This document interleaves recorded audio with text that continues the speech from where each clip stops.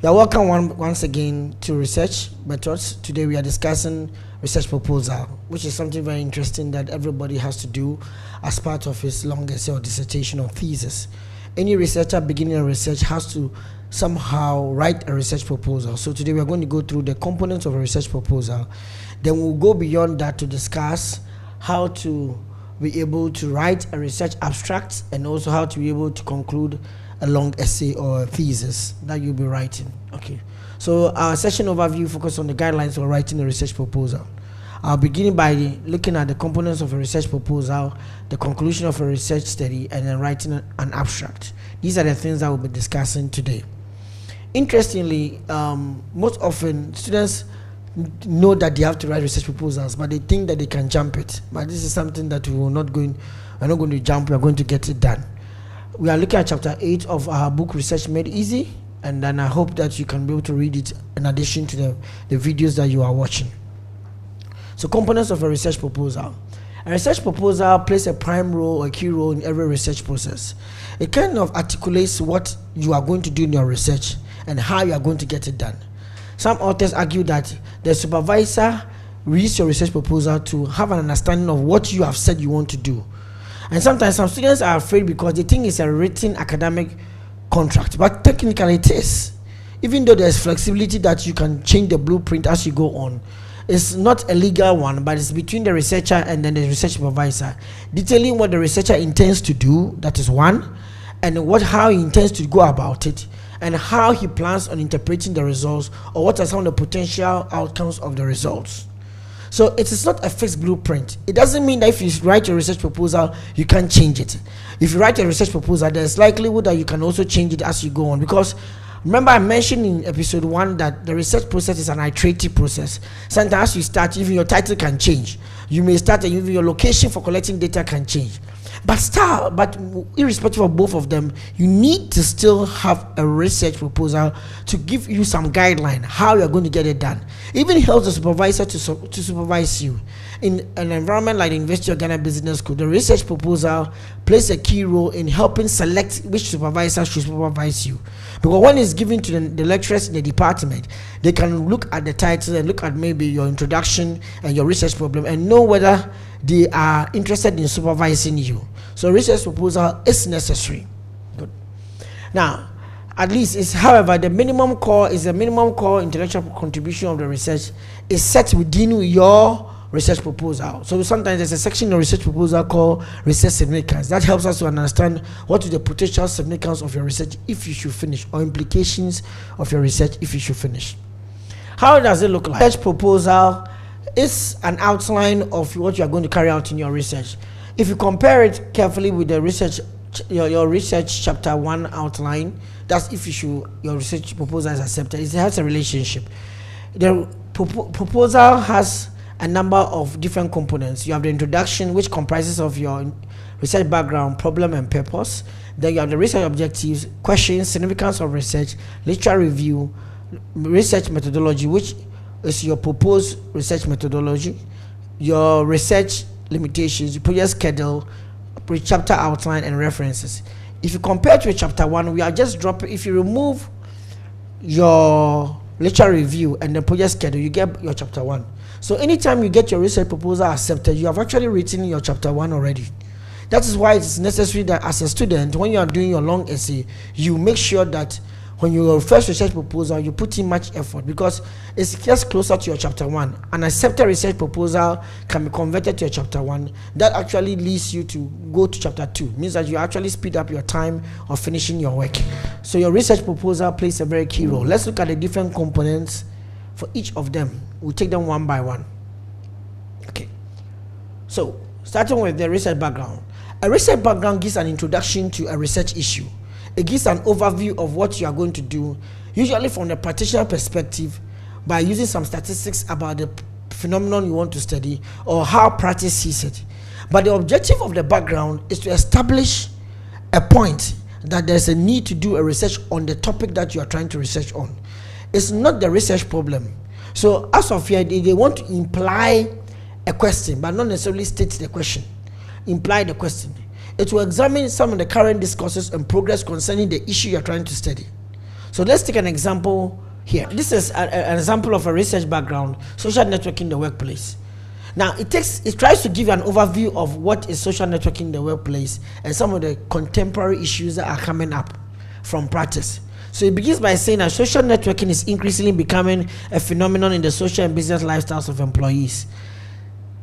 So it has opened up. Statistics from the 2011 Force Report on Social Networking and Business stated that 85% of workers in America spend a minimum of 30 minutes working hours to visit social networking websites.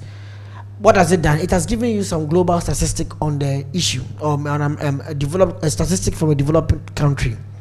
Then it goes on to say that these statistics are not too far from that of Africans, bringing it home to Africa. And it says that as a recent study in South Africa found 70% of South African workers interviewed browse Facebook during the working hours. Then again, beyond the concern on the growth on the issue of in the use of social networking platforms in the workplace, there has been concerns about implications it has on both employers and employees. While some employers have been reported to requesting access passwords to employee accounts, some others are exploring policies and strategies to leverage social media in sales and marketing. Now, a number of issues have been lifted up here. First of all, it points out that the social networking is becoming a phenomenon in the social and business lifestyles of employees in the US and that even in South Africa.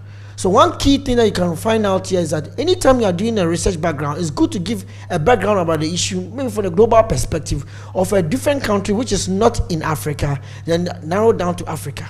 The reason why these two different geographic locations are important is that it shows that your research issue is not just about Ghana or it's not just about Kenya. It's more than just about being Africa. I know that there are some research issues that are just specific about Africa, but as you are trying to situate your work as a business researcher in a business school or even as a development researcher in a development school of development, one thing that you should try to do is that try to position your work in an environment that it looks like it's not just about the context that you live in, but there is something concerning the issue you want to research on. So that's what the author tries to do. And it goes that somehow businesses have to respond to this growing phenomena. However, the questions are, should employees be concerned? What are the potential risks and benefits of social networking in the workplace? And how can businesses address these risks? Very set up the case for the issue. So it has implied a question here, but doesn't mean that will be the core question he's trying to answer. But it gives you an understanding that this is what the work is about. A good way of presenting your research background is to make sure you end with what the work is about. So sometimes somebody will say that it tries to respond to this issue or it tries to respond to these questions. Then it will move from the business problem and then go to the research problem in the next step. So your research background has a link with your research problem. So somebody can say that your research background is a presentation of your business problem. Your research problem is a situation or a need of a solution, an improvement or alteration, or a discrepancy between the way things are, the way things ought to be. But because the word is research problem, the problem is in the research. Hence, we expect that in your study, you are trying to locate a problem that exists in the research. The research problem is a build-up or a summation of gaps you have found in the literature. So when you have found your business problem, you step away from your business problem and go into a research problem. For example, if your business problem is about decline in employee productivity, when you go and research in your research work from different research publications and journals articles, you may realize that some studies have been done on that particular area about decline in employee productivity, and you realize that it could be that some researchers have found out that the issue about declining employee productivity has to do with job design. Somebody will say it has to do with economic issues like salary and bonuses. So which of them do you want to research on?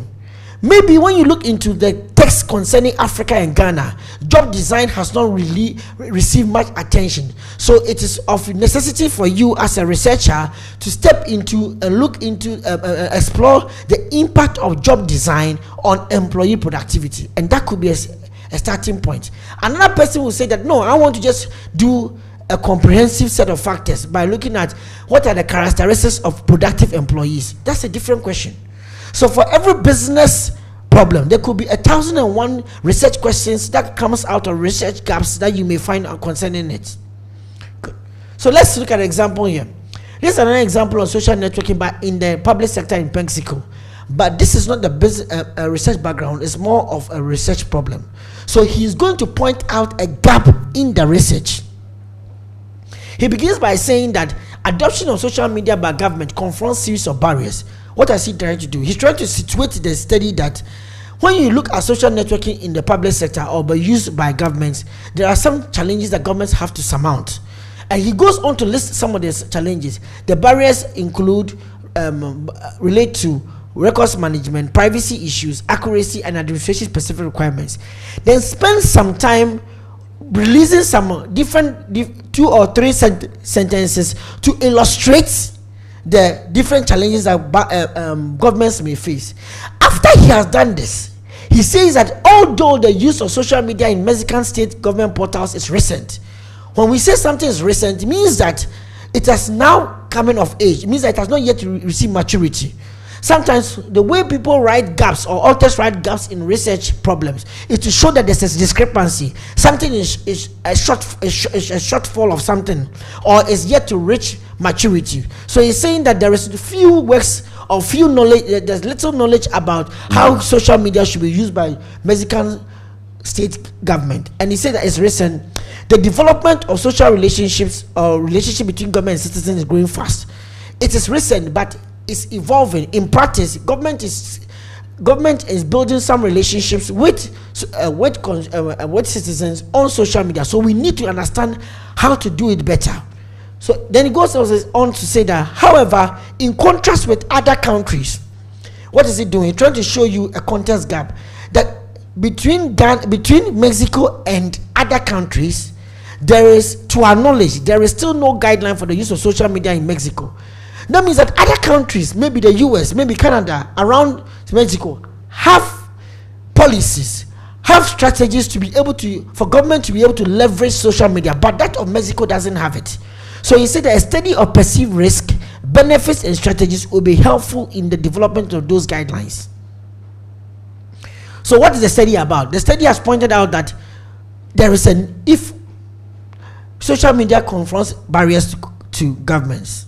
Number 2, Mexico as a Mexican state government is yet to understand how to use social media and leverage it very well in its relationship with its citizens.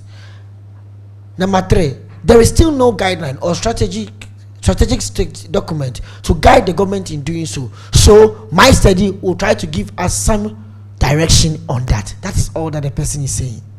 So you see, it is built logically. First of all, social media confronts barriers for governments worldwide. Secondly, Mexico, you are trying to build relationship with your consumers very fast. Third, you don't have any strategy to do so. So there is a need for a study to help you get that strategy. Another example 2. This is corporate governance and financing decisions of Ghanaian listed firms. Corporate governance has been identified in previous studies to influence firms' financing or capital structure decisions, which also affect performance. So he's trying to tell an importance. Most often, research gaps always try to use their first 2 sentences to establish that the topic is important. So if we don't address challenges to the topic, there will be an issue. So that's what it has done here. These empirical studies tended to focus mainly on developed economies with inconclusive results. These studies have been done, but they focus on developed economies with inconclusive results. Now, when we say something has focused on one area, it means that it's at the discrepancy of another. And when you say that something has not been done in developing, it means that it may have been done in developed, but there's need for studies in developing. But this gentleman here is writing that there has been focus on developed economies with inconclusive results. It means that even before you move to developing economies, the studies on developed economies is inconclusive. There's room for what? Clarification. There's room for more studies. Then very little, when it says very little, it's a discrepancy. Very little, however, has been done on corporate governance in sub-Saharan Africa, especially with respect to firms' financing decisions. In Ghana, for instance, see, he has established the global one, then gone to where? to Africa before it goes to in Ghana. In Ghana, for instance, economic development and restructuring have introduced modern forms of business activity and diverse financing structures like Ghana Stock Exchange. Whenever you have a stock exchange, you are increasing the financing options for firms, because when they go on it, they can be able to put their shares and stocks on it on display for people to be able to do what? To be able to buy stocks from them and buy shareholders to be able to come into the company. So firms financing decisions will increase when stock exchange comes. Hence, it means that Ghanaian firms are being exposed to more financing options than previously. It is therefore crucial to determine how current issues in corporate governance affect the financing decisions of Ghanaian firms. Then he goes on to state the purpose of the study.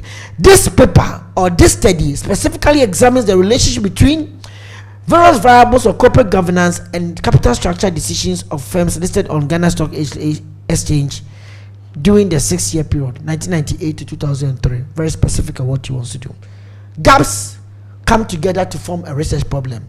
Out of the research problem that you build, one of the gaps, you may try to address it. He didn't say he's going to address the gap on developed economies. He wants to address the gap on the fact that developing economies need more studies. That's what you choose. The one you choose to do becomes your research purpose or agenda. That is why you see that after everything he wrote, he said, this paper specifically does this. So that one becomes his research purpose. So from your research problem, you go to your research purpose, a concise statement of specific goal or aim of your study. When you have a research purpose, you are pointing out that this is what I want to do. Among all the gaps are presented, I've chosen this particular gap to address. And that is what he's saying here. Social networking in Mexico has a gap. And out of it, he pointed out the study seeks to explore perceived risks and benefits of social media among public servants from Mexico, and especially the strategic elements to include in social media, in e-government policy, and as a communication channel with citizens. So there are 3 things he wants to do: perceived risks, perceived benefits, and strategies to be able to include social media in government policy. Then you also see that you have corporate governance and financing decisions of Ghanaian listed firms. This study examines the relationship between various variables of corporate governance and capital structure decisions of firms listed on Ghana Stock Exchange during the 6-year period. Each of them is specific of mentioning their goal and their aim. Specific goal and aim. The research purpose and problem statement. When you have done your research purpose, the next thing that usually comes up is to go move to your objective. But let me just take a minute to explain something. There are some schools of thought about the word called problem statement. Sometimes in some universities, when you see problem statement, it means that the person doesn't have a research problem. He rather builds a research problem and adds the purpose to it and calls it the problem statement. In some other universities, you see that the outline of the long essay has a research problem and problem statement. In that scenario, the problem statement is equal to the research purpose. They just want a statement from the problem that you have chosen to do. So you get it depends on your university. Some institutions, the problem statement is the research problem plus the purpose. In other institutions, the problem statement is equal to the research purpose. In fact, in other institutions, there's even they may not use the word research problem or even research problem statement. They use research rationale, which is the same thing as a research problem. So please just be conversant with the different terminologies that are used by different supervisors and different universities. Okay. So the purpose of a study always has to try to establish what, who, and when, and for what purpose. What I'm trying to say is that there are some number of things that we need to see in your purpose.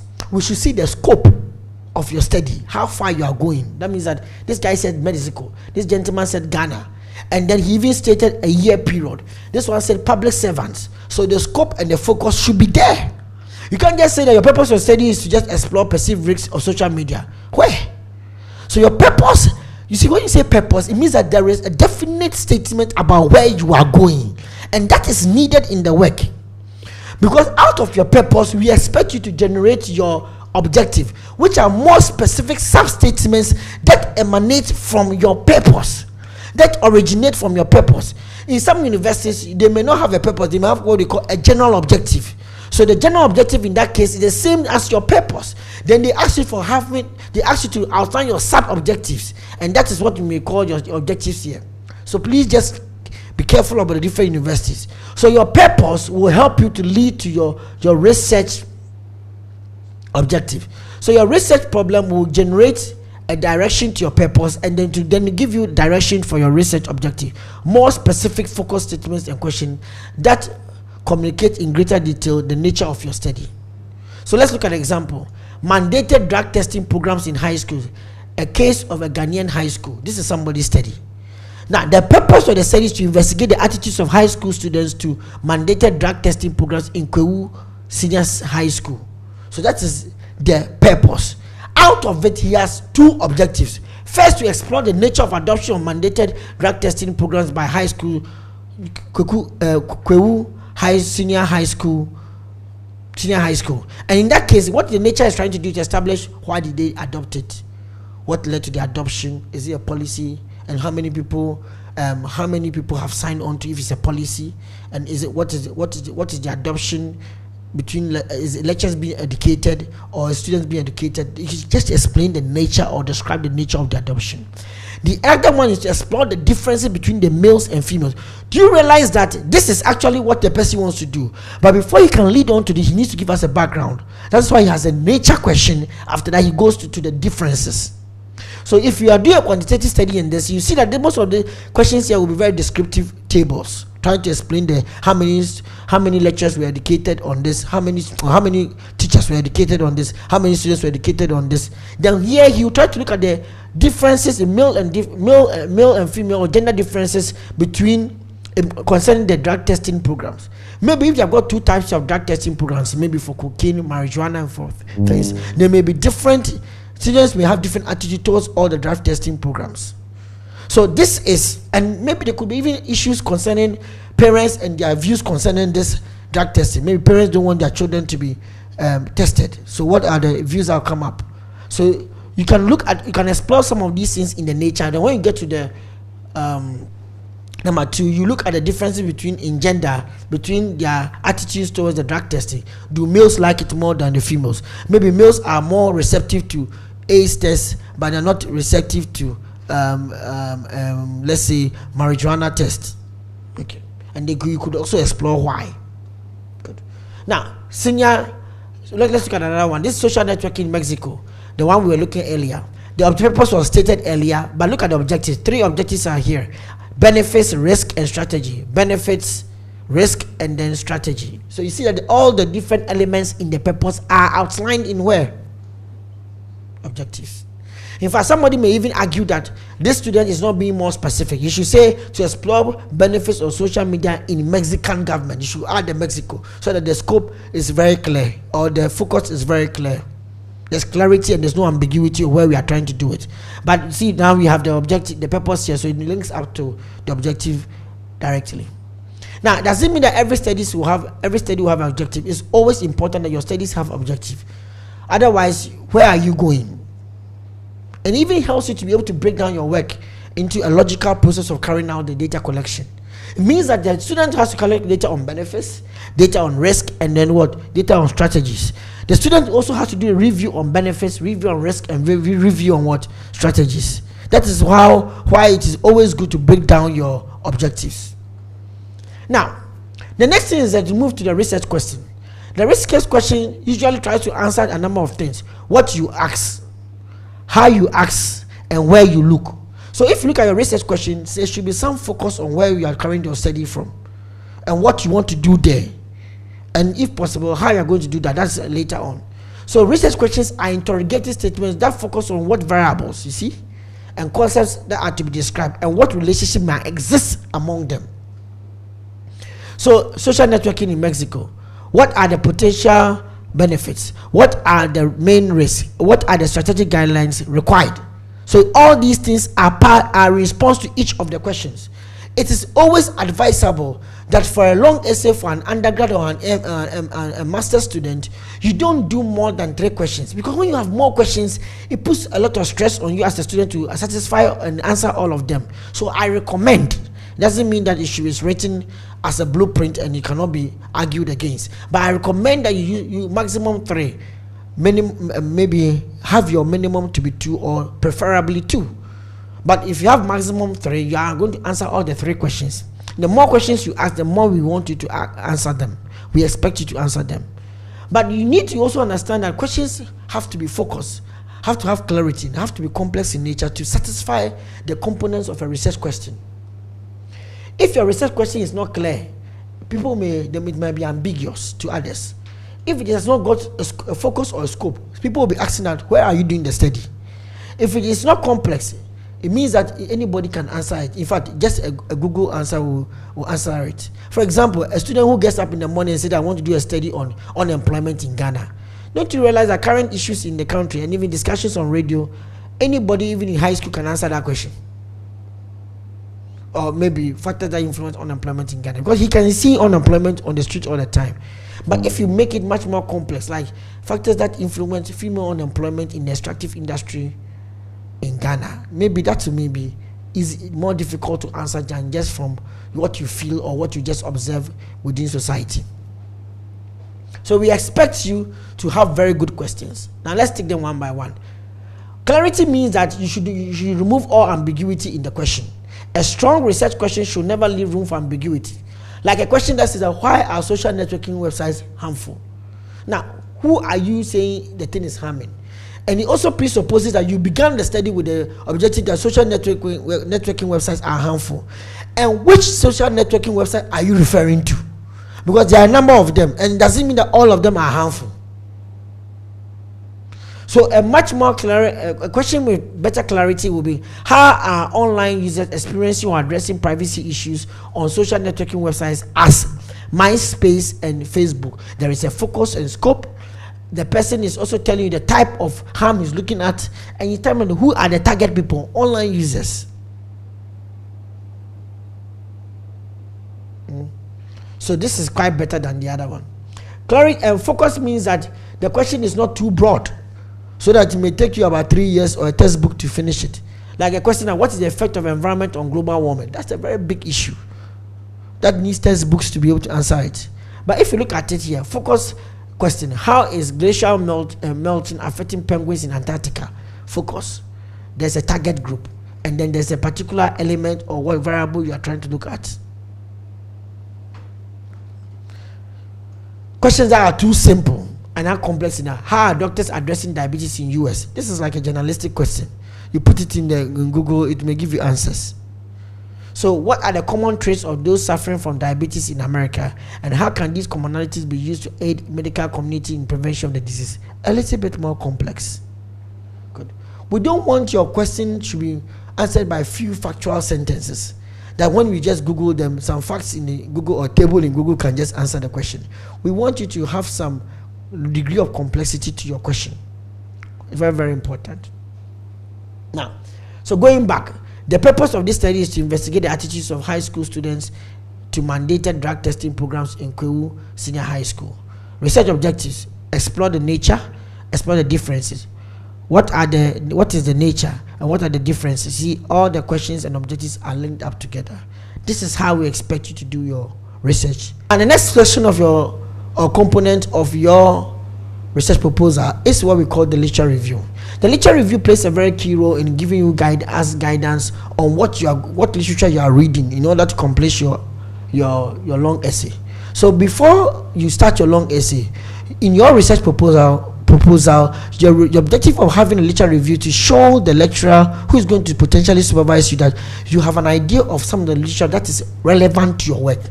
And even if there are others that you have not mentioned, can he point you to that direction? So it's important that you do this section. The literature review section in the research proposal often seeks to explain concepts behind the research. What is your definition for poverty if you are doing a study on poverty? What is your definition for unemployment if you are doing a study on unemployment? What is your definition for micro-enterprise if you are doing a study on micro-enterprise? So all the key concepts should be explained so that we know where you are taking off from. And to present a theoretical approach to addressing those questions, if there be. This is often difficult for new researchers, as they may not be sure of the theoretical approach or the factors they are going to use for their study. So So as a rule of thumb, introduce the relevant literature that will govern the area that you are going to do your study in and the possible factors. So let's look at an example here, or examine this. This is about mobile phones and micro trading. This study investigates the impact of mobile phones and micro trading of women traders in Ghana. So it tests out the purpose of the study first. To obtain answers to this objective, or the general objective, 4 strands of literature will be reviewed, and which is very interesting because there's literature on mobile phones, micro trading, and then maybe say women traders are still traders. So let's see what he's saying here. The first strand will explore the concept of trading from the perspective of transaction cost theory. Transaction cost theory is arguably the most commonly used theory in studying issues relating to assessment of impact of technology on commerce and trade. Transaction costs are described by the cost of running a system. The study will examine the impact of mobiles on the cost involved in micro trading. So it makes sense. The second and third strands of the literature will review features of mobile phones. It makes sense. And benefits of mobile phones. It makes sense. The fourth strand will examine the impact of mobile phones generated by virtue of benefits, of the benefits. Mobile phones are conceptualized to have 3 effects, so it's now picking another model. The first one is incremental, transformation, and production. So it gives a reference to it. These effects will be used to analyze the impact of the mobile phones on trade. It has finished and told you all that it's going to cover. It has given you direction on the type of effects or impact is looking at. It's told you the benefits is going. It told that it's going to look at research literature on benefits and then literature on the features of mobile phones. And it has also emphasized the theory is going to use. That is what you do in the literature review. From there, you go to your research methodology. Your proposed research methodology. Now, in this area, what are you going to do? 3 key things. What type of study are you carrying out? Quantitative, qualitative. What is your unit of analysis? Individual, household, organization, industry, or groups. This has to be made clear. What research strategy are you using? If you are going quantitative, are you doing survey or experiment? Or if you are doing qualitative, are you doing case study or ethnography? These things should be mentioned. What study, where will data be collected, or where data will be collected, and what methods will be used? What's your study population? Is it a school? Is it a university? And primary data, are you collect your primary data by interviews or observation or questionnaires? And then secondary data, review industry reports or any company documents or reports from some of the institutions that you'll be interviewing for your research. Is that what you are going to do? That's something that you are asking yourself. An example, gender differences in e-banking adoption. The study will use a quantitative approach to study the gender differences in the adoption of e-banking services among university students. So the target group is very clear. But why are we looking at that target group? Or which particular university students are we looking into? We are looking at the study population of University of Ghana Business School. Then a study by Texan 2009 found that students enrolled in finance and accounting programs are more likely to adopt e-banking services. Hence, a survey will be carried out on a sample selected from students in 3rd and 4th year enrolled in finance and accounting programs.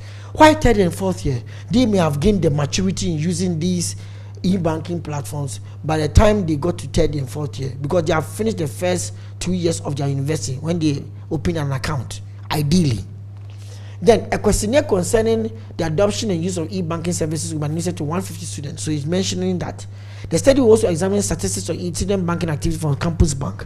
On campus in the University of Ghana, there are banks. So you can consult the banks for secondary data. How many of the students' accounts here have signed up to e-banking services? When did they sign it up for it? Is it in their first year or the second year when they open the account? So that could even give you some fresh perspectives on the issue.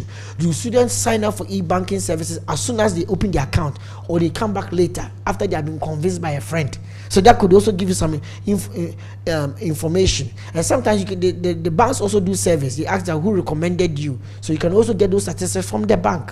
So that's why it's important to go to the campus banks to get some secondary information. Then you go to significance of the research.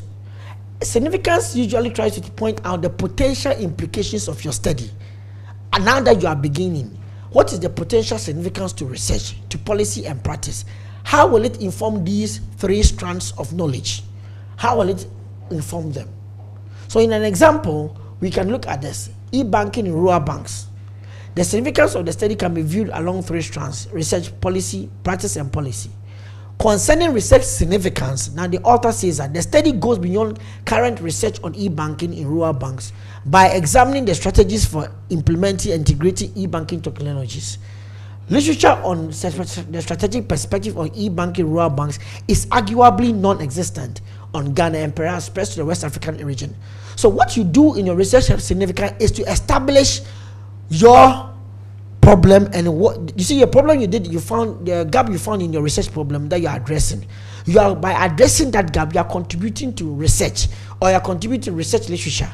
So by doing so, if you finish this study, you have actually answered a question in research, and that is what the student here is emphasizing here. That by carrying out this research, I am adding on to the lack of, I'm trying to reduce the lack of e-banking literature in West Africa. That's what he said here. And even that of Ghana, which is non-existent. So I'm adding new knowledge. I'm giving new perspective. I'm opening up our minds to understand that what are the benefits, or what are the challenges of e-banking in rural banks in Ghana. Concerning significance to practice, the study will provide guidelines to rural banks on factors which influence e-banking adoption and strategic options to address challenges in managing and sustaining e-banking applications. So this will be very helpful to ARB Apex Bank and to rural banks in the NEST network. ARB Apex Bank is the institution in Ghana that governs rural banks, especially in their computerization. So when you conduct a study on e-banking in a rural bank, you are more likely to lend wisdom and knowledge that will be of benefit to ARB Apex Bank. That's the practical implications. However, ARB Apex Bank's initiatives are sponsored by the Millennium Challenge Corporation, which is some fund agency in Ghana. It's an international fund agency globally, and they are giving some funds to Ghana. So in that Millennium Challenge account has been played a critical role in supporting e-banking or computerization of rural banks in Ghana. So he says that in terms of policy, the study will provide feedback on policies driving computerization of rural banks, which is critical to the operations of the financier. The global institution in Ghana who is financing rural banks computerization is called the Millennium Challenge Corporation. So, and the government of Ghana, they are doing it in collaboration. So any other donor to who is in partnership will benefit from this particular kind of study in terms of policy. These contributions to practice and policy will become necessary to the development of more advanced or complex functionalities for rural banks, including the internet banking and mobile banking. Okay. Then from there you go to limitations. What are the limitations of research? Sometimes students hear what limitations and delimitations and they become confused about it. Which one comes first and which one is which? Limitations are the influences that the researcher cannot control. They are shortcomings and contributions or conditions that influence your study. Sometimes it can come to it, your analysis approach, the nature of any type of limitation influence your analysis approach, the nature of self-reporting, the instruments you use, where you do your sample. So sometimes even your constraints, financial constraints, because of that you couldn't interview more than 200 people. It is limitation. Or sometimes you chose to do it convenience sampling within business school because you couldn't go beyond business school. Limitation. So this is, you cannot control because sometimes the things are beyond you. On the other hand, delimitations are subtracted limitations. What do I mean by that? The ones that you make a choice of because of specific reason, you make a choice of. So limit your limitation to things that the reader expects you to reasonably do, but you don't do. Things that we're expecting you to do, you didn't do, usually become your delimitations. For example, it describes the boundaries you have set for the study. The things that you are going to do and you're not going to do. The literature you are going to review and you're not going to review. The population you are not going to study and you're not going to study. Or the methodological procedures you will use or not use. So here is much more about what you will not do because of some reason. But the other one was what is constraining you from doing something. So get it right. In every long essay, you have to point out your limitations and delimitations. But sometimes some students combine everything under the word limitations, which is not necessarily bad for or wrong in an environment like this University of Ghana. They put everything under limitations. So sometimes maybe the definitional concept, how you define a particular concept, or terminology that you are using in your research, the scope of your study, and the variables that you are not considering. An example of in the e-banking in rural bank study, this student wrote this: a sample size of 50 computerized RCBs will be selected out of the 97 based on proximity for ease of data collection and time constraint. When you say ease of data collection and time constraint, it's telling you is what? It's a limitation. He'll be selected based on proximity and ease of data collection. He cannot go across the whole country, so he's constrained. So in that case, it's a limitation. The study will not cover the use of electronic channels such as ATM and point of sale, mobile phone, and internet, since these channels have not been deployed to the banks. Limitation. He realizes that banks have not yet, rural banks have not started point of sales services or ATM. So if you go, you won't get data. So it's what? A limitation. You are not it's constraining you. You are not necessarily setting the constraints yourself. Now, it will only focus on computerization project under the mandate of ARB APS Bank. That is a delimitation, the choice you are making. Because in rural bank computerization, there are banks who are going under the ARB Bank computerization project, and there are banks who, because of their own money, they don't want to do with the government project. They are doing it on their own. So which of them are you studying? You choose to study the one which is being done by ARB APS Bank, sorry. That's the one that you want to do. But the other ones that the banks are doing themselves, you are not looking to do studies. So it's a choice you are making. So it becomes a delimitation. Good. Also, there's a possibility that some of the respondents may not return their questionnaires. It's obviously a limitation. It's not your fault. It's not, you can't control the return of questionnaires. You can even go and stand by somebody's house and knock 10 times. He can give you an empty questionnaire. Like during my PhD, somebody put the questionnaire back into an envelope and mailed it back to me that we are not interested. You see, so that can be returned. Now, the reason why some of the respondents may not return their questionnaires because you are asking about financial issue and operational performance before and after computerization, and people may not want to give you that information. Then the study will focus more on banks than their customers in assessing challenges and prospects of the project. You are making a choice to interview bank workers, not customers. So it's a choice you are making, so it's a delimitation. So in here we have got about 2 delimitations, the rest are limitations. Good. Then last part 1 is your project schedule, which is the activities you are going to do, usually the chapters you are going to complete and how you are going to complete them, the timelines. So you have to be realistic. Sometimes some students don't realize that they may get married during the dissertation process, and then they write that they will do this by this time, will do this by this time. By the time you realize after chapter 2 he's doing his wedding, by chapter 4, that the time that you're supposed to do chapter 4, he's on honeymoon, so he cannot be able to finish his work. You see, by the time he started the study, when he submitted his proposal, he began counseling, so he knew that this thing he's not going to finish on time. So it will have time required, and you should also consider the fact that sometimes you go and collect data, you don't get what you're looking for.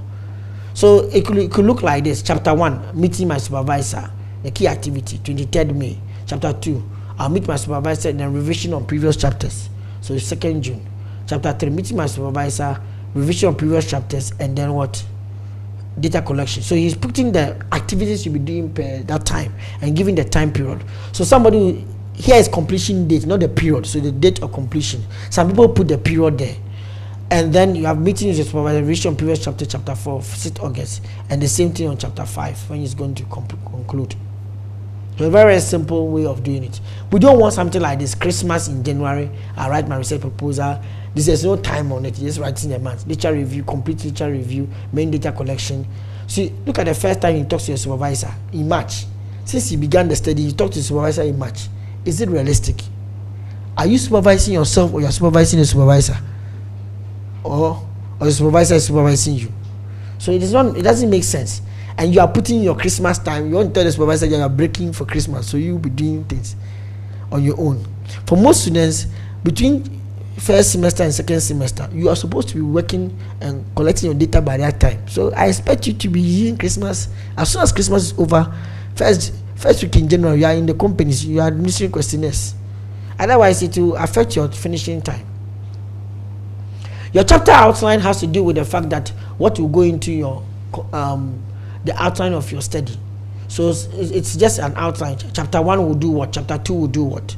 For example, a student will say that the first chapter comprises research background, problem, research purpose, objectives, and all the other activities or components of chapter 1. Chapter 2 focuses on the review of relevant literature on the overview of health information systems and the research framework. Chapter 3 entails the context of study, covers the brief overview of the healthcare system in Ghana and the profile of the case setting. It's always important that you have an overview of the healthcare, an overview of the context that you are carrying your study in. Sometimes some students bring it after chapter 4, some people bring it before chapter 4. The context helps us to understand if a supervisor or an examiner is reading your work and has no idea of Ghana or of the industry. It gives him overview of the industry or where you are collecting your data from. Especially even if you are doing quantitative studies, you can even use the context to give us a background on the sector and then the firm, like when the firm began, all those information that may be relevant. If it's about a common societal issue, you can even give us a background of the issue concerning how Ghana has positioned itself in terms of policies, if it's entrepreneurs, about that same phenomenon you're trying to study. It helps to learn understanding, and sometimes you can provide statistics. For example, if you're looking at mobile phone users and you're doing some survey on it, you can use this place to be able to give statistics on who is leading, how many mobile phone companies are there in Ghana, so that when you mention MTN mobile, and you mention Glo, or you mention Espresso, or you mention Airtel and other companies in your results, people understand and can learn understanding to it, that in the context he said that there are 5 companies in Ghana, there are 6 companies in Ghana. That is why he's showing 6 companies here. Then you can compare your statistics with what you put in chapter 3 and then what you put in the chapter after chapter 4. That's your findings. Chapter 4 is your methodological approaches and then the methods you are going to use. Chapter 5 talks about your data presentation and analysis and discussion. And then your chapter 6 will conclude. Now, analysis is your themes that you are drawing from your data. Discussion is discussing and linking those themes that you have drawn from your data with the literature you have. So sometimes with qualitative research, we have analysis and discussion always happening at the same time. I'll talk about analysis later. I think we did that in chapter session 7. Now this is session 8, so you should go back and watch session 7. It will help you. Okay. Conclusion. When anybody finishes, okay, that was about research proposal. So that's the end. Now, whenever anybody finishes a long essay, he needs to write a conclusion. Conclusion is something very daunting for a lot of students. They don't know where to begin from. He is in a hurry to finish. After all these months of working on this, I have to spend much time on this one. I want to finish. Most often, I advise that your conclusion should be between 1,005 to 2,000 words. Very brief and straight to the point. It can have about 3 components. So this is the structure of your work. You have introduction, your literature review, context of study, that gives us the background of the context where the data is collected from, the research methodology, results and discussion, and conclusion. I was saying earlier that sometimes the context of study can come after the research methodology, or some people even add it to the research methodology. It depends on your supervisor. But let's go into the conclusion. Your conclusion should give us more information about what what you did in your study. Before I mention it, let me just do this recap. When you do your analysis, in here, your results, analysis, and discussion in chapter 5, when you do that, what we expect from you as a student is to be able to tell us what does your findings tell you about the research, and then compare your findings with previous studies. So what your findings tells you about the research is about starting the analysis, drawing out some of the key things you can see from the patterns of discussions or respondents that I've given to you. Or if there are some tables, what are you seeing from the table? What is significant, what is not significant? After you have done that, you have to start discussing by comparing what you have found in your findings to what previous literature has done. And 2 things are what you are looking for. You are looking for confirmations and you are looking for contradictions. Confirmations means that what you have found in from your study, is it confirming anything you said in your literature review or previous studies? And then the contradictions is that, is there a difference between what you found and what you said in chapter 2, your literature review, or what others have done in the previous studies. If there are contradictions, you are required, even quantitative and qualitative researcher, to investigate or probe further what could be the common causes of these differences. Now, these differences could be caused by the sample that you chose, could be caused by the location that you did the study in, because maybe the other study was done in Nigeria and you are doing it in Ghana, so there could be differences in the study. It could also be come from the factors or the way you even ask questions on the field. So your objective is to explore in your discussion what could be the possible reasons of this particular contradiction, and if you find a confirmation, then you can then go to say this is a reinforced lesson or a key lesson or a major lesson I'm getting from the study, that irrespective of the location, this is always green. Because somebody did it in a different place, you have also done it in a different place, and your thing is still remaining green. So irrespective of the location, green would always be green, or whatever you are studying will always be green. So that's what you are doing here. What your findings tell you about your research? Are there contradictions? Why do the contradictions exist? What are the key and new lessons? Key lessons are usually confirmed findings. Something that has been confirmed, so they become key, they become much more relevant. And the new lessons are something that is coming new from your work, either through contradictions or something that you didn't even set out to think that it would be there, and you realize that it was there. For example, in the mobiles and micro trading study that we did, we realized that the mobile phone is sometimes some market traders buy mobile phones for their workers, and sometimes it goes against them. Why? Because the market now becomes empowered and start talking to your competitors. So it's not always advisable to empower your own employee with a mobile phone, which we found in the different. When we came to Ghana, we didn't see that as a problem, and when we went to Nigeria, we see that as a problem. So you see, there are differences in the study. And maybe the reason why there was a problem, it could be that the cultural patterns, that maybe people are more faithful to their business partners or their madams in Ghana as compared to Nigeria. I hope you understand what I'm trying to say. Good. So how do these lessons relate to your theoretical framework? That's what you do. So what happens to your conclusion? Conclusion has 3 parts.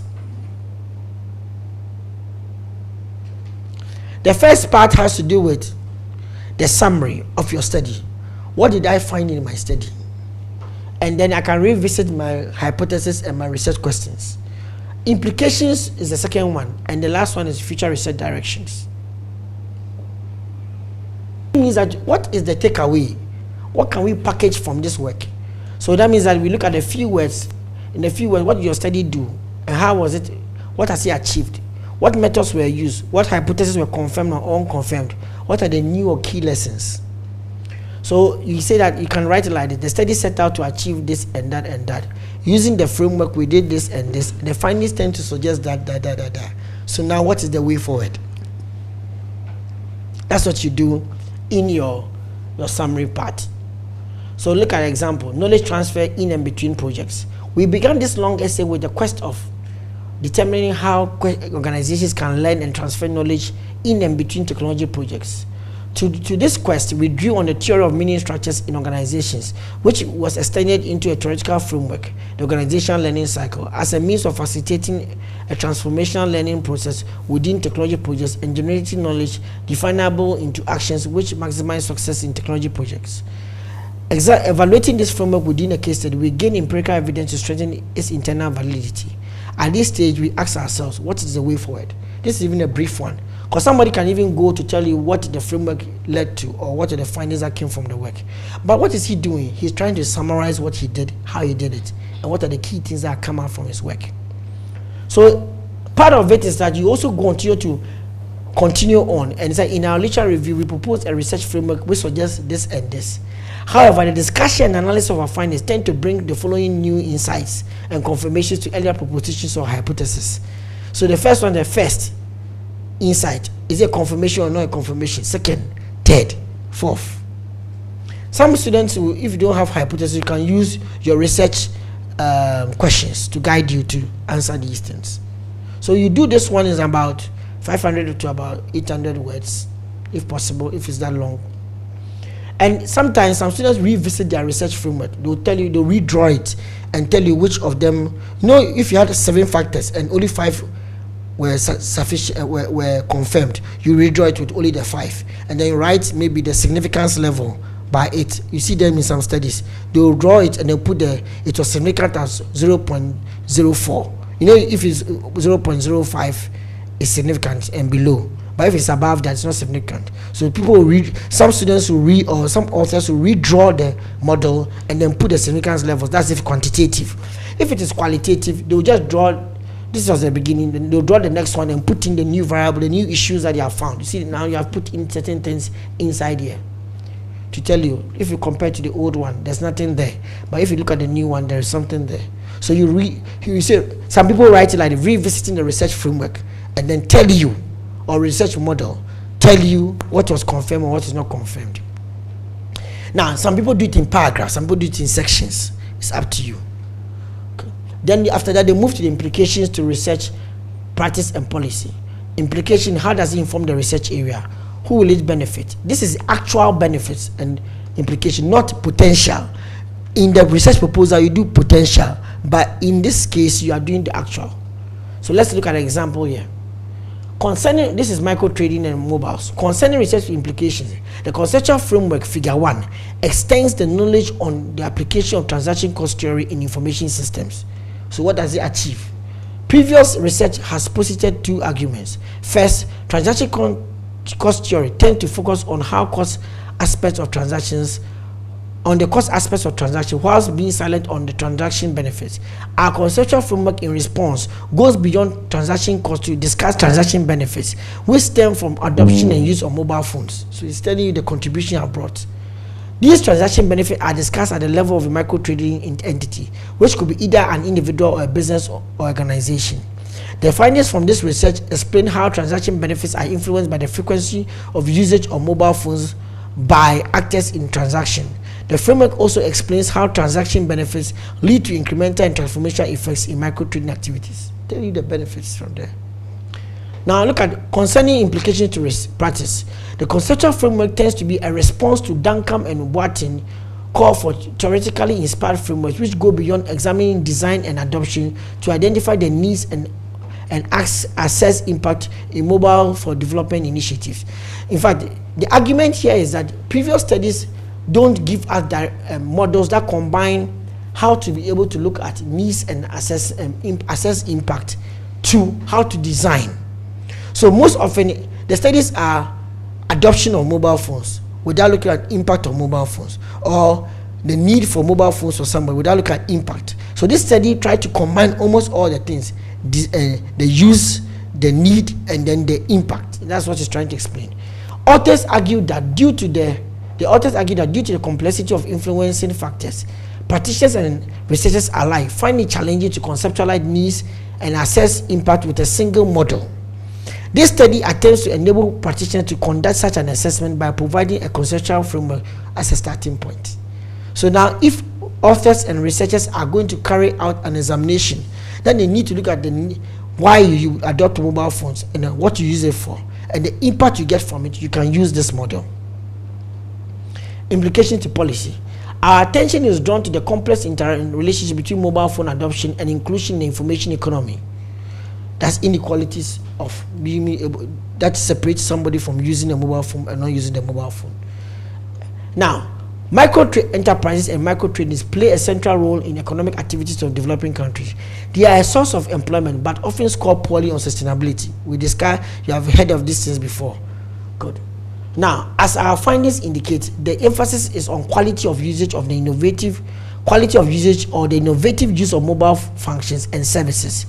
Improving access to and quality of usage of mobile phones and services may help narrow the digital gaps which exist in resource-poor countries or contexts. What it's trying to say is that if we improve the access to the mobile phone and improve quality of usage, that people are able to use it, use the actual applications on the phone, then you are bridging the gap between those who use and those who don't get any benefits from mobile phone. Because most of the time, those who are not getting benefits from the mobile phone is because they are not found an innovative use for their lives. So if you can enable them do it better, that gap will be narrowed. And for micro traders especially, when they apply to their business, it's likely that it will reduce those occurrence of unsustainability and increase occurrence of what? Sustainability.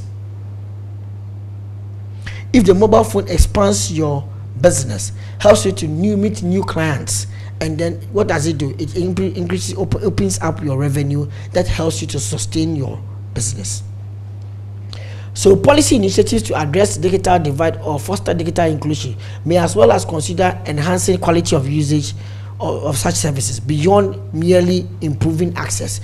Most of the time, governments think that it's all about just increasing access, reducing the cost of the mobile phone, reducing cost of tariffs just alone. But sometimes you can reduce cost of mobile phone and reduce tariffs. But if people don't know how to use the applications on the phone, you come back to square one. That's not true. Because if you don't take care, it will reduce them to only using voice calls. But the mobile phone with its data applications can do more than what? Voice calls. And if you look at where we are going in terms of mobile phone usage, value exists more in data services than just voice in the future.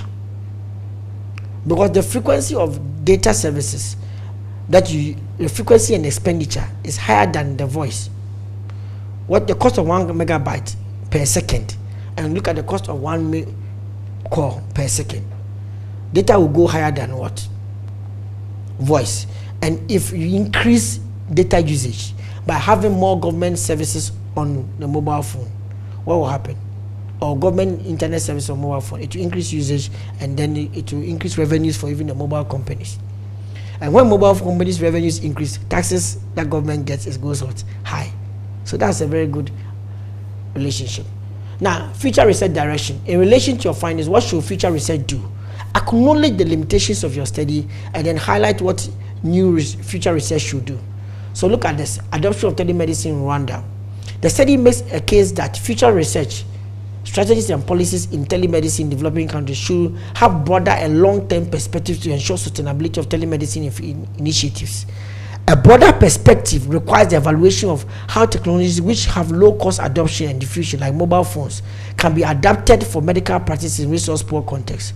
While this may not be applicable to all medical disciplines, low-cost innovations like mobile phones may be appropriate path towards developing sustainable telemedicine initiatives, one which can adapt to the resource constraints of developing countries. What it's saying here is that future policies or future research should explore how low-cost innovations, which are easily diffusible in developing countries like mobile phone, can be used for medical services. Because you see, telemedicine is giving medical services over a distance, and most of them try to give it over the internet or try to give it over video conferencing. So it means that if you are doing an operation here, somebody can be watching it and giving you direction. But you see, if you come to developing countries, our internet services are challenged. Our technology infrastructure is challenged, but our poverty situations are high, so going to the hospital is difficult, and our infrastructure in terms of road and physical access to healthcare is also challenged. Sometimes you have to cross 3 rivers to get to the nearest hospital. So if you want to be able to empower people to manage their medical services better, then it means that we should use low-cost innovations that are accessible to them. For example, you can even give somebody a blood pressure monitoring kit that as soon as he takes his blood pressure, can text the blood pressure results to a mobile service. That maybe the recipient at the other end is a nurse or a doctor who can be monitoring, so that when your blood pressure is going high, he can know incidences of what hypertension. Especially for a community that you know that they are quite hypertensive, this could be very, very good way of monitoring. I saw that in Cameroon, where doctors, local doctors nurses were empowered with mobile phones, and then hypertensive patients were given their kits. They measure every morning and then text it, so that the doctor will plot it and then know when an occurrence can be, or whether you're taking your meds well, and then your progress. So that could be one of the innovations that could be done. And he is asking for more studies to be done in that area. Good. Now, reference citations. When you finish your long essay, you have to do your citation. Your citation is supposed to follow what is required of your university. In the business school, in the University of Ghana, we focus on APA style. So we expect you to do APA style, not Harvard style, APA style. So make sure that you know APA style. And there's a link for downloading it. It's also in the research book. Last part, writing an abstract. What goes into an abstract? An abstract is just an overview of what you did, an executive summary of what you did, and how you did it, and what came out of the work. So in writing an abstract, there are some guidelines. We want to see the purpose, the method, the findings, the implications, and originality. What, why, how, and whom. Who benefits. Now these are the elements of an abstract. For a long essay or in some papers, your abstract may be as long as 250 words or as short as 100 words. So let's look at an example. Purpose asks what are the reasons for doing this long essay or the aims of the research. Method means that where do you collect your data from and how do you collect your data? What methods were used? Findings are what was found in your study, and then implications is how does it inform research, policy, and practice. You may not be able to cover all of them, so doing the research implications and sometimes one of them, practice or policy, may be helpful. Then originality is that what is new in the paper and what is the value to who. Sometimes your paper is perhaps the first attempt of doing such a thing in your work in this area. For example, if your study is about the impact of wearables on consumer behavior, that mobile wearables like the watches that are coming up, on consumer choices in Ghana, or consumer choice and wearables in Ghana, your study could be one of the first of its kind even in West Africa, and nobody would have done such a study like that. Okay, so look at an example like this. The adoption of telemedicine in Rwanda, the abstract for it. The research presents a case study of adoption. You see, I've told you the method already.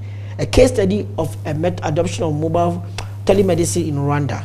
Telemedicine offers a new set of new and innovative health solutions which have a promise to resource poor environments. Somebody could have actually begun with this one before he states this one, but it's all the same. Now, the findings suggest that. Now we are moving to findings. Commitment of government to telemedicine and strategic choice of using low cost and less complex technologies and strategic partnership with educational and technology companies are factors which have influenced the telemedicine implementation in Rwanda. It's telling you what he found in Rwanda. Then he goes on to say the study concludes that low cost innovations which are adaptable to resource constraints in developing countries may be appropriate path towards developing sustainable telemedicine initiatives, what we discussed just now.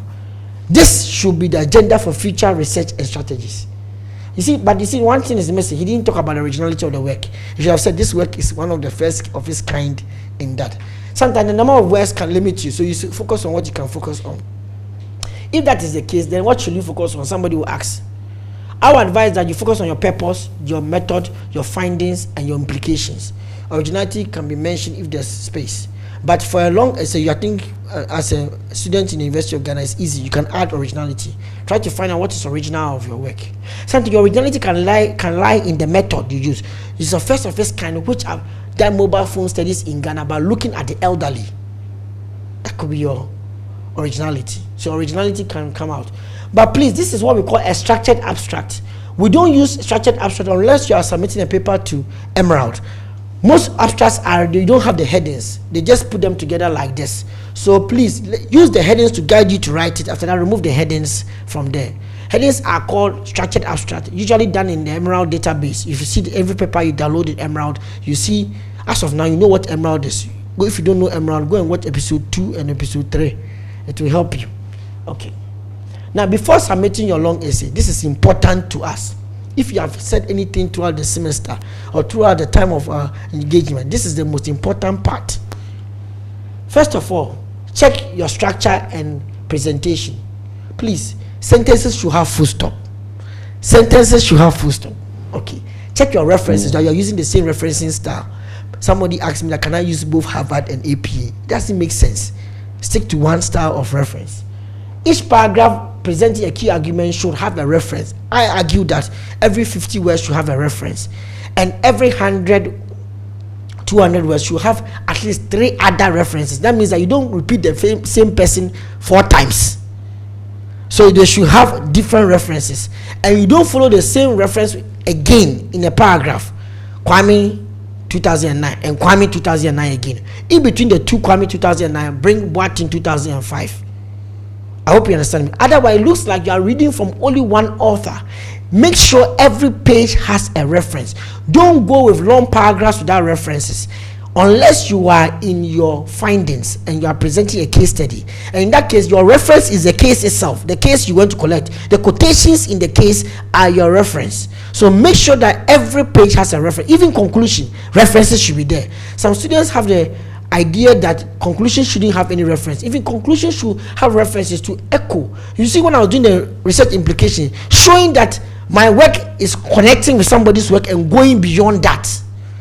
So it's important that references are in your work from beginning to end. Okay. Now, don't begin sentences with brackets. It is not done. It's wrong. How will you read this? Bracket argues that. It doesn't make sense.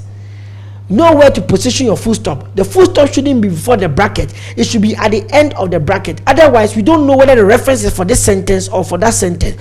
Like the price of goods does not affect inflation. Look at where is the full stop? The full stop is in front of the bracket. It doesn't make sense. Don't put initials in your inline referencing, in text referencing. No initial like this. Mensa, comma J. We don't need a J. J should be in the list of references. This is a common mistake that we all do. So take it out from there. Paragraphing. This is not a paragraph. Writing your sentences and then moving to the next line is not a paragraph. A paragraph, this is wrong. Some of you do double spacing or singles 1.5. So you think this is a paragraph. It's not a paragraph. If you are doing the UK paragraphing, then they should be able to put a cursor here in between the two paragraphs. So this is not a paragraph. It's not a paragraph. Usually when you are doing when you are using Word and you are using double spacing or 1.5 space, it implies that you have done a paragraph. It's not a paragraph. This is also not a paragraph. Okay. Now this is what a paragraph looks like. You see, I can put the cursor there. Good. So be careful about what you are doing. Now this is how your long essay is marked.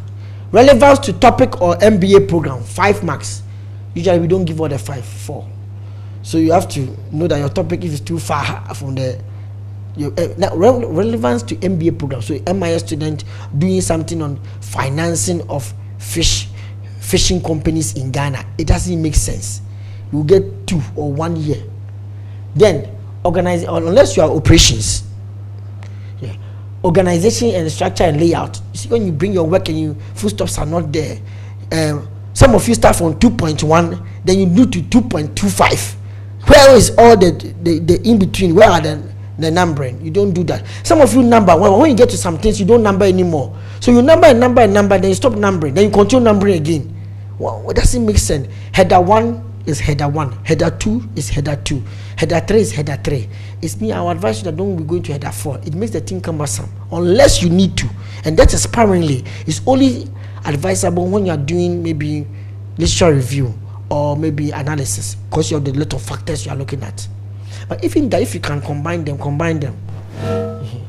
Evidence of familiarity with literary concepts. Have you quoted the lecturer who supervised you? No, not that one. But it's important. Have you quoted the relevant authors in that area, in Ghana, in Africa, and global? Some of you quote all the global, but you don't quote anybody in Ghana on that topic. It's not good. Try and do that. Or within your country, or the context of study. Okay. Now, background to the study is important. Have you done all these things? That means that if there's some statistic, for example, how can you do mobile phone penetration study in Ghana and never tell us about what NCA statistics say? It doesn't make sense. You have not read enough. Then, methodology and sampling and data gathering, 10 marks. You see, if you choose methods in your methodology and you don't justify where you choose them, we don't give you good marks. So if you start getting half, you are going to get 50. Below 50, below 60 is fail. So you don't want to get below 60. Data management analysis. Some of you just do tables and just leave the tables there. No analysis and telling us what the tables tell us. So you do tables. The funny thing I don't like about students is that they'll do a table. They'll put a table there. 5 said yes, 10 said no. Then they'll go and do a pie chart of that 5 said yes, 10 said no. And then they'll go and do a bar chart of it again.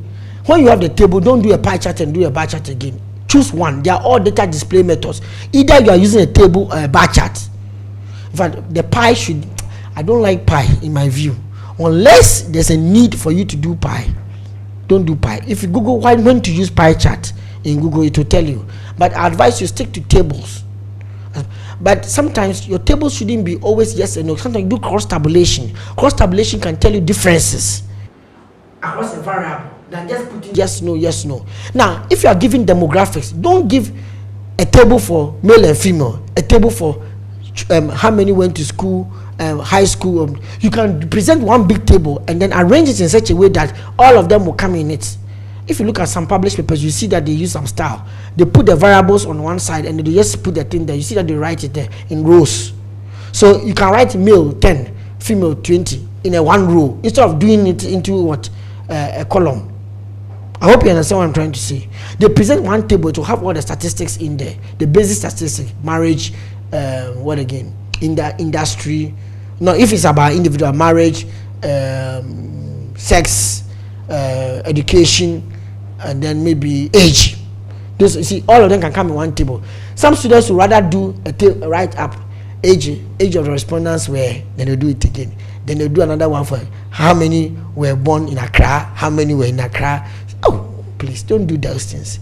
Use a simple table to summarize it so that you can focus on the issues by doing cross tabulations. Then acknowledgement of sources. Those who do not appropriate referencing, mixing references. Now, if somebody gives you half year, you automatically get half year. Ideally, if you don't have if you have got poor reference in your paper, that means that you are getting weak.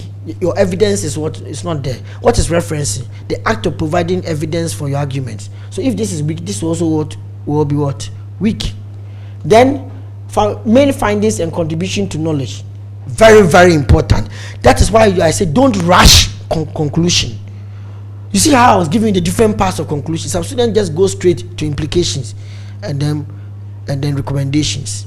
Don't rush conclusions. I didn't mention recommendation, but recommendations are also very, very important. After you have done your implications, recommendations is to the organization or the sector. Direct action words to them. Not generic one, direct one to them. Okay. So main findings and contribution. This one I'm going to check. You see, when you are marking this, I check both your conclusion and then your analysis and findings to see whether any things come up. That's why you see that sometimes I tell students to pull out the lessons, either in a table or a summary. Lesson 1, finding 2. Summarize them. Make sure that there's in the summary of the chapter called analysis and conclusion, the summary findings are put in a table or somewhere there. Because sometimes the chapter is so long, by the time you finish reading it as a supervisor, you can't even remember what were the key findings there. Summarize them in that summary. You can use a table to outline them. It even helps you so that when you move to conclusion, you say in reference to table something, there are 5 key findings and 5 new insights or something like that. You see, when you do that, it means that you are even bold enough to identify what was found in your work. Some students leave it in the discussion that you the lecturer, should find to identify the good ones out of it. I should identify the good ones. Then I'll identify with my marks and carry my marks away. But if you want to get the marks, please do the right thing. Conclusion and recommendations is very, very important. Conclusion, I've talked about the 10 marks. So don't rush it. You see, this alone is 25 marks. That's 1/4 of your study. And then you see, and then this alone is what? Another almost 1/4. So if you are weak here, data management, if you are going to be weak here and weak here, your work is failed. Look at it. 10 plus 7 plus 5. You are not getting 50. So be very careful. This is how we mark your long essay. Not MPhil, but I think undergrad and then the MBA program. This is how we mark an MSc program. Your work is going to be challenged. That is why we are telling you to follow all these techniques. It matters. Because when we look at it, you are doing basic research. It means that we look at the rigor at arriving at your answers. So it's very, very important that you adhere to all of this. But don't be scared. You should know that if you put a good effort, you get a good mark. Thank you very much. Okay.